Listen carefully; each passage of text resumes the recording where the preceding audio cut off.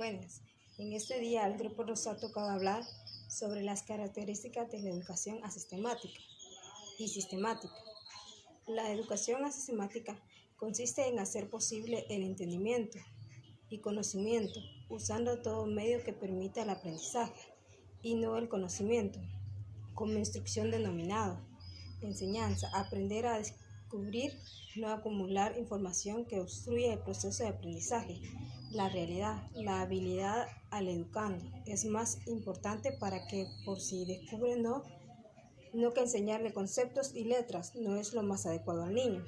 Hay que motivarlo para que conozca por sí mismo, no con instrucciones que debe aceptar por anticipado.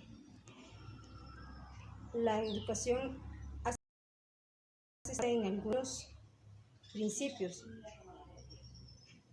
que son: número 1, facilitar al estudiante al aprendizaje de aquello que desea y necesita aprender. Número 2, enseñarle cómo aprender más eficientemente.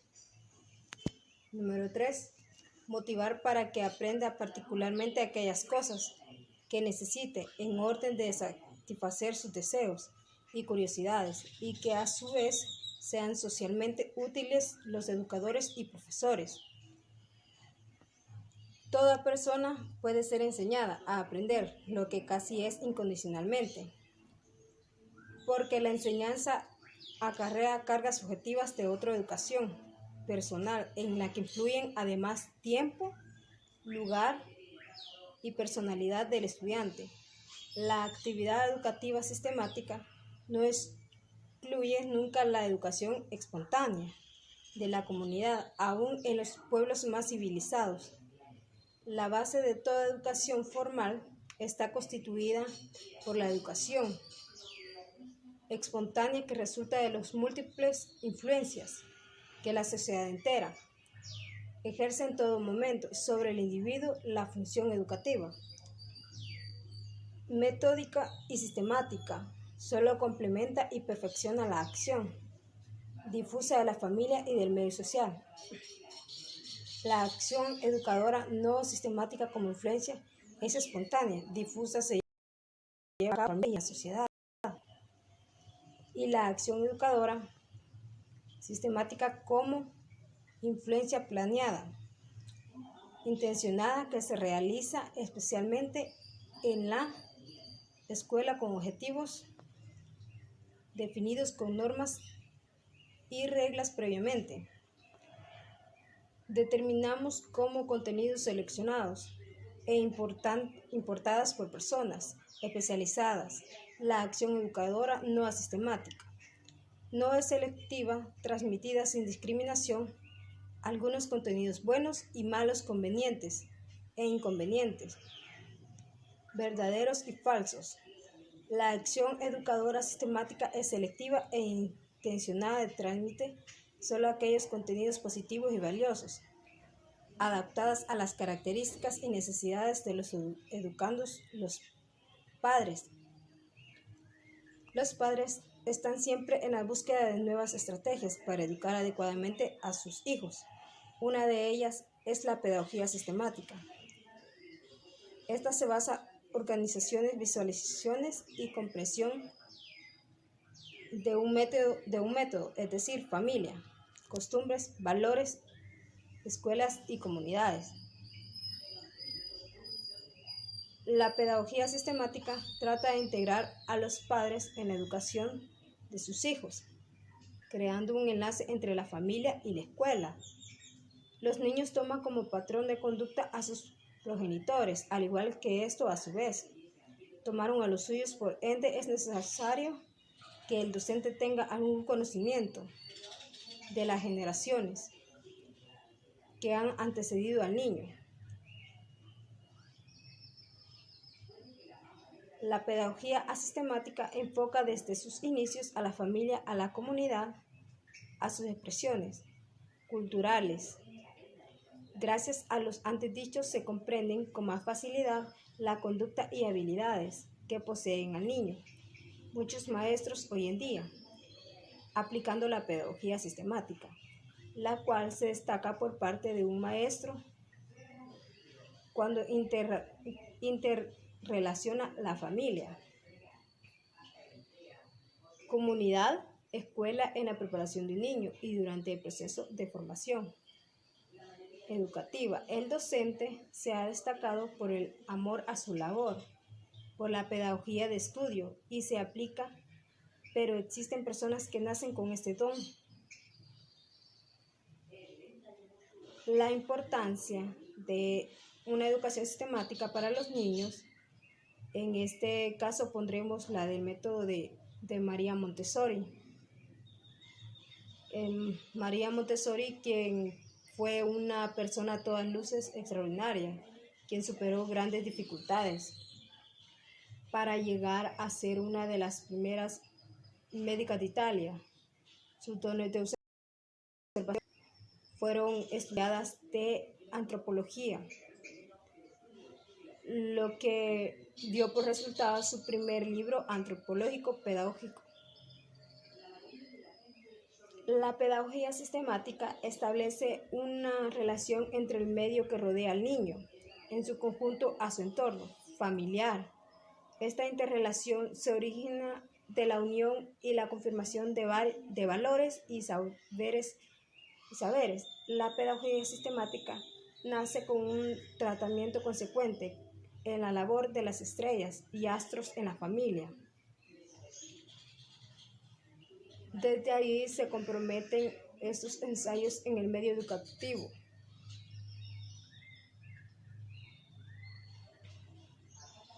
La educación asistemática, el solo hecho de enseñarle, no da la garantizado que se aprende la mayor del aprendizaje, sin ser señalado. Sin embargo, la educación general y los educadores particulares están basados en la enseñanza, condicionalmente no en el conocimiento por el entendimiento. Algunos elementos son: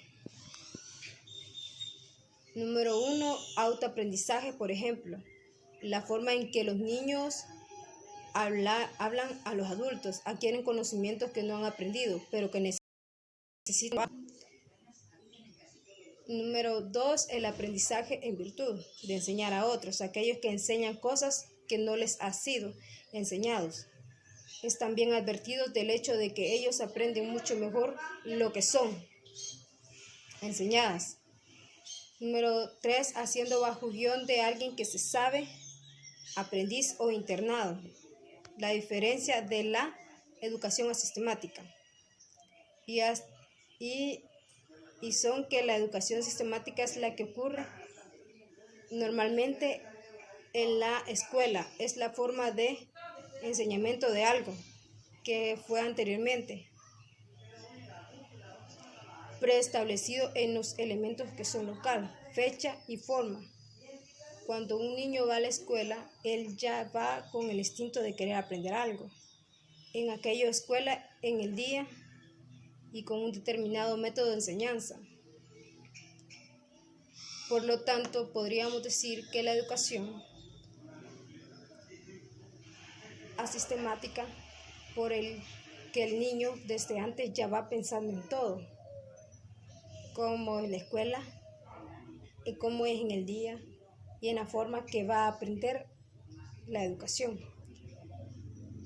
La educación sistemática es la que ocurre a través de la observación o del enseño, de algo que ocurre por la casualidad. Cuando el niño ve por la primera vez el padre afeitándose, por un ejemplo, el niño le va a preguntar para qué es aquello o para qué sirve. Por lo que hace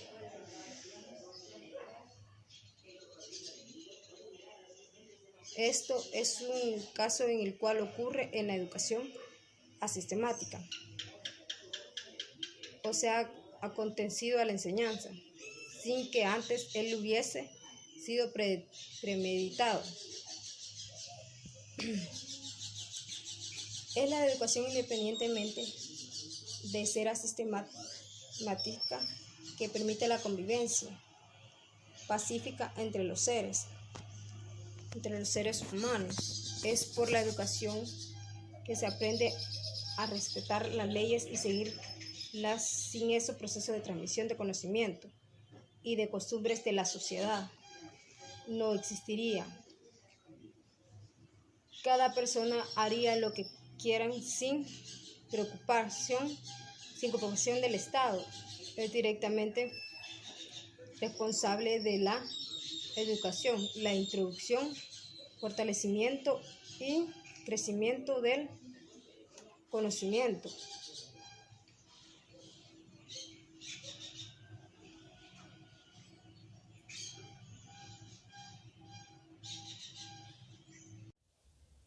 Tipos de educación, según el contexto, según la edad y el nivel educativo y según el formato. Según el contexto, la educación puede ser formal, no formal e informal. La educación formal, o también llamada educación reglada, se imparte en centros educativos y presenta tres características: que está regulada por la ley, es intencionada y está planificada. ¿Qué quiere decir esto? Que la educación formal está regulada por la ley. Hay una intención detrás del acto educativo que es formar profesionalmente a las personas, y está planificada porque sigue un orden que veremos más adelante. Tras superar las distintas etapas se entregan certificados y diplomas. Educación no formal es un tipo de educación que es intencional y organizada y no está regulada por la esfera gubernamental. Puede reconocerse por medio de certificados, pero no tiene valor profesional. Educación informal.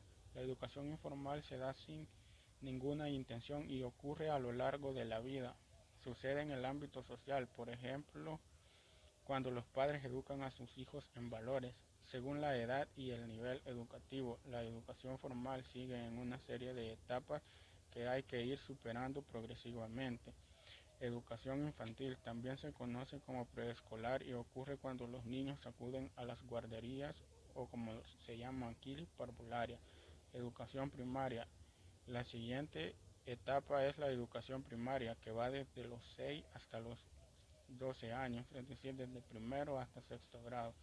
Educación secundaria. Esta etapa va desde los 12 hasta los 15 años y es de carácter obligatorio, o sea, va desde séptimo hasta noveno grado. Educación media superior también se conoce como educación secundaria o bachillerato. Educación superior. Esta etapa representa la formación profesional de grado superior y los estudios universitarios. Educación postuniversitaria.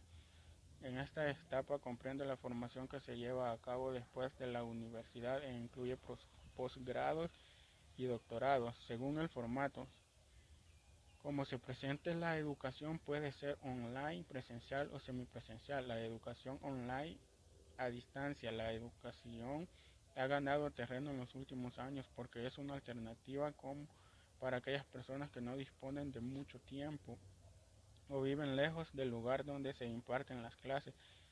En este tipo de educación resulta de utilidad gracias a múltiples ventajas, aún que también tiene sus desventajas. Educación presencial. La educación presencial se imparte en aulas y suele ser obligatoria la asistencia. Educación semipresencial. Educación semipresencial combina los dos tipos de educación anterior, por tanto, además de las clases presenciales, también es necesario realizar actividades en línea. Educación. Según el contexto, es posible educar en habilidades como educación física, educación emocional, educación en valores, educación intelectual, educación social, educación especial. Principios de la educación. Tiene como la calidad es uno, y dice que se asegura de la eficiencia en los procesos y la eficacia de los logros y las mejores condiciones de una educación para la identidad. La equidad, que posibilita una buena educación para todos. La ética son declaraciones propias del ser humano que apoyan su necesidad de desarrollo y facilidad. Los principios son universales y se los puede apreciar. La culturalidad, que contribuye al reconocimiento de valoración de nuestra diversidad cultural, étnica y lingüística. La democracia, que permite educar en y para la tolerancia, el respeto a los derechos humanos. La conciencia ambiental, que motiva el respeto, cuidado y conservación del entorno natural como garantía para el futuro de la vida. La conciencia ambiental, la creatividad y la innovación, la igualdad de géneros y el desarrollo sostenible son otros más de los principios principales de la educación. Y por último punto tenemos las teorías de la educación.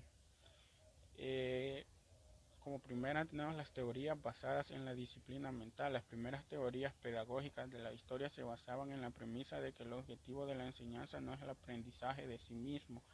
Por el contrario, lo que valora eran las características que este proceso moldeaba, la inteligencia, las actividades y los valores. Así la enseñanza serviría sobre todo a disciplinar la mente y crear mejores personas.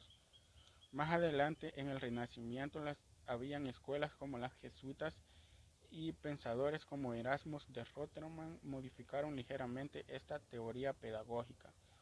Como segunda teoría tenemos las teorías naturalistas. Una de las primeras teorías pedagógicas que ofrecieron una alternativa a la de una disciplina mental fue el enfoque naturalista. Esa forma de entender la enseñanza creó que el proceso de aprendizaje se da de una manera natural debido a la propia forma de ser de los niños. Según las teorías naturalistas, el papel fundamental del profesor es crear las condiciones adecuadas para que los niños puedan aprender y desarrollar todo su potencial.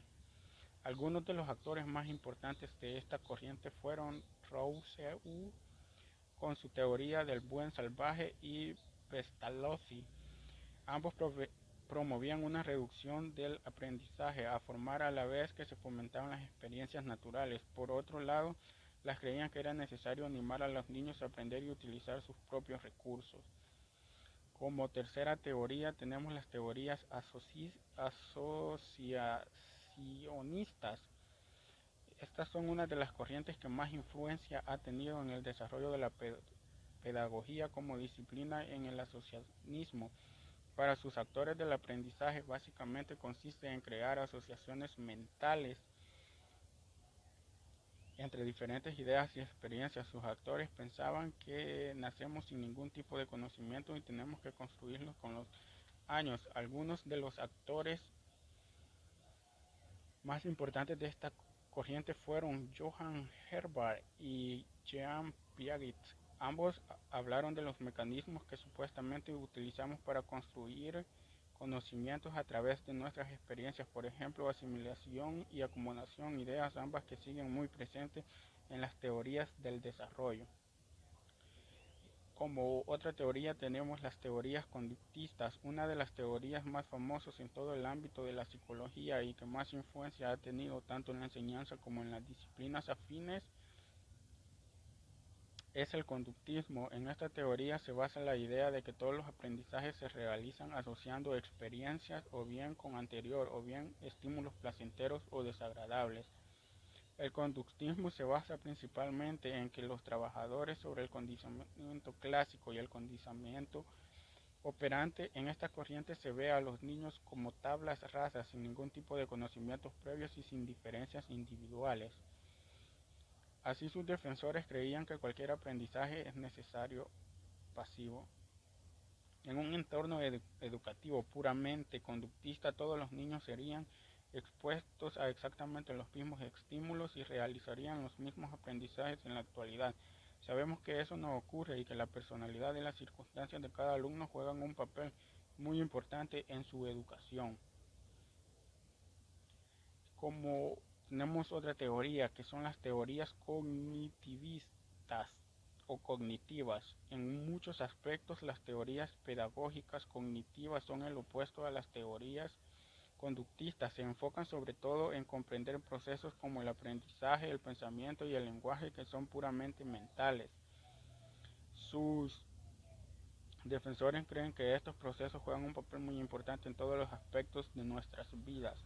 En el ámbito de la educación, las teorías cognitivas afirman que cualquier proceso de aprendizaje sin una secuencia determinada Primero se despierta la curiosidad, más tarde se exploran los problemas de manera preliminar y se elaboran las primeras hipótesis. Por último, se escogen las más plausibles y se verifican y adoptan. Por otro lado, los psicólogos cognitivos creen que la capacidad intelectual de las personas se va desarrollando con la edad, debido a que es imposible enseñar de la misma manera a un niño de 4 años que a un adolescente. El sistema educativo, por lo tanto, debe conocer estas diferencias y adaptar a ellas el material docente utilizado. Y como última teoría tenemos las teorías estructurales. Una de las escuelas más importantes dentro de esta disciplina, como la psicología y la pedagogía, fue la de Gestalt, creada a principios del siglo XX. Esta corriente defiende de la manera en la que percibimos un fenómeno no puede explicarse simplemente investigando sobre sus partes. A nivel pedagógico, eso tiene una serie de explicaciones o implicaciones muy importantes. Cada nuevo aprendizaje comienza de forma poco estructurada. En un principio los alumnos tratan de localizar los elementos más importantes del mismo y se enfocan a ellos. Al hacer esto, toda la experiencia relacionada con el nuevo aprendizaje queda modificada, en función de cuáles sean las partes en las que hayan fijado su atención. Así su conocimiento sobre el tema se va refinando y volviéndose más estructurado hasta que por fin logra adquirir por completo dichos conocimientos. Diversas investigaciones han demostrado que muchas de nuestras capacidades mentales están estructuradas y por lo tanto necesitamos adaptar nuevos conocimientos a dichas estructuras antes de integrarlos por completo. Dentro de esta teoría pedagógica, el papel del profesor es el de proveer ejemplos, motivar y ayudar a crear estructuras mentales a los alumnos. Por lo tanto, tiene una función más de moderador en lugar de ser el portador de conocimientos. Este enfoque ha demostrado ser muy útil con alumnos con mayores facilidades de aprender. Bien, tengan buen día. Para seguir con el tema, les voy a hablar sobre las características de la educación. Recordemos que dentro de estas características está el derecho, que sería lo principal, un derecho a una educación, ese derecho que nos permite prepararnos, que nos permite conocer, que nos permite divagar, investigar, preguntarnos, ¿verdad?, el porqué de las cosas. Este derecho, esta libertad que nosotros tenemos, ¿verdad?, juega un papel muy importante en nuestras vidas. Dentro de otras características tenemos un proceso social, ¿verdad? Recordemos que fuera del ámbito social nadie puede adquirir educación, ¿verdad? Dentro de otras características, un sistema de aprendizaje a través de la observación, ¿verdad? Nosotros debemos de ser críticos a la hora de la observación, ya sea de que estemos hablando sobre un tema, debemos de ser críticos, de tener ética, es algo que se aprende en el camino, para la elaboración de conclusiones, ¿verdad? Esas conclusiones que nosotros damos por cuenta propia, esto también nos ayuda a poder tomar decisiones, ¿verdad?, ya sea para bien o para mal. También dentro de las características tenemos un sistema de socialización que permite incorporar las costumbres de una cultura, ¿verdad? Esas costumbres que desde pequeños, ¿verdad?, se nos enseña que debemos de estudiar, prepararnos, de ser responsables, esa responsabilidad que juega un papel muy importante en nuestra educación, esa educación que nos va a servir para para nuestras vidas, para interactuar con la sociedad, desde un saludo hasta muchísimas cosas más. Nos ayuda, ¿verdad? Nos ayuda a lo que serían las costumbres de una cultura. Una disciplina es otra característica, es esa disciplina que transmite valores y el conocimiento, ¿verdad? Ese conocimiento acumulado desde que nosotros aprendemos las vocales y estamos hasta donde estamos, ¿verdad? Ese conocimiento acumulado de una sociedad, ¿verdad? Estas son algunas características. Recordemos que dentro de la educación, ¿verdad? Está la educación formal e informal. Es la educación, ¿verdad? Nosotros podemos aprender, ya sea presencial, a distancia, en línea. La formación de la actitud de un estudiante es otra característica. También el instrumento de subsistencia del ser humano desde el aspecto social, emocional y también laboral, ¿verdad? Son cosas que nos ayudan a nosotros a poder superarnos. Tenemos también una formadora de la actitud del estudiante.